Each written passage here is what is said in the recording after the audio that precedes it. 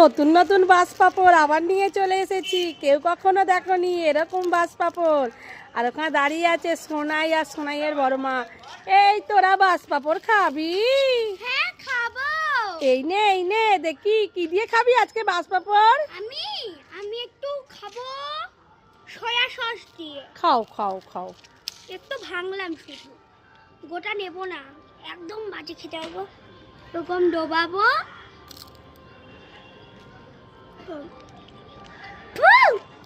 কি বাস খেতে। আসো আসো আসো, তুমি কি দিয়ে খাবে? আমি একটা নতুন জিনিস দিয়ে খাবো, উজালা। আচ্ছা খাও খাও। দেখি কেমন খেতে হয়। এরা সব উজালা কোথা দিয়ে। থেকে যে উঠে আসে, উজালা মুজালা সব এই দিয়ে যে খায়। দিলাম উজালা, লাগিয়ে নিলাম। এবার পেট খারাপ হবে।